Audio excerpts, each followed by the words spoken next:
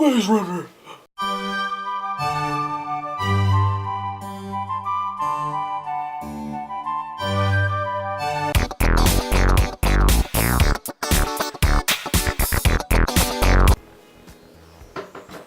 What's up, YouTube? I just watched Maze Runner, and if you've been watching my podcast, which you can check out right here, I've been very intrigued by this movie for a while, ever since I saw the first trailer, and it was pretty good up until like the last 20 minutes of the movie. But it was mildly interesting. So like the first 2/3, it's going along. It's like interesting. It's not like the most interesting thing in the world, but it's definitely better than your average young adult movie, adaptation. And it's going along, and it's intriguing, and it's like, boys kind of in this isolated area, a little Lord of the Flies action going on. And then the closer and closer they get to discovering the truth behind the maze and all that stuff, just the more it starts to unravel, and it's like, okay, these are here because of this. Okay, I'll accept that. And then they just keep pushing it until the end, where it's just like they just explode with random stuff that you just don't. It's just not good. But anyway, like I said, for over half of the movie, it's pretty solid. Not amazing, but pretty solid. Better than your average young adult movie. Now, the acting was okay. The main actor, Dylan O'Brien, who I actually liked for a long time because he's on Teen Wolf, he was really good, really solid.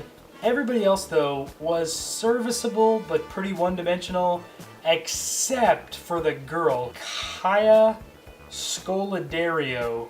She brought absolutely nothing. She was just totally flat. She was like a British Kristen Stewart.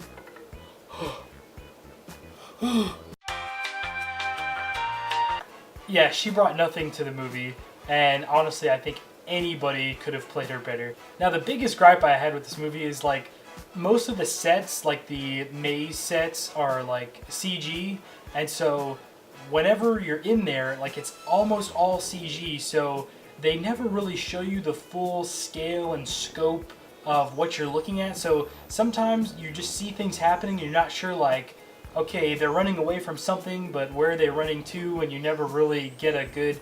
They never give you a good sense of geography, like what is where and stuff, which I guess they were trying to evoke the feeling of being in a maze, but as audience members, it distances you from the action because you're not really sure, like, where they're going or like what's here and what's there, and it just kind of took me out of the movie a little bit. But the grievers that they show in the trailers, well, they actually don't show in the trailers. They look pretty cool. Their design was pretty cool. But like I said, the closer and closer they got to discovering the truth behind them and the maze and stuff, everything just started coming apart. So if you like young adult movies, I would say this was pretty close to the first Hunger Games, like almost as good as the first Hunger Games movie. Except for the end where it just falls apart. But if you like young adult novels, I think you'll like this. If you're just a fan of like kind of a thriller mystery movies, I guess you might want to check this out. I'm going to give this a 5.8 out of 10 as my official score. So I don't know if you've seen it, tell me what you think. Be sure to check back here for more reviews, and I will see you next time.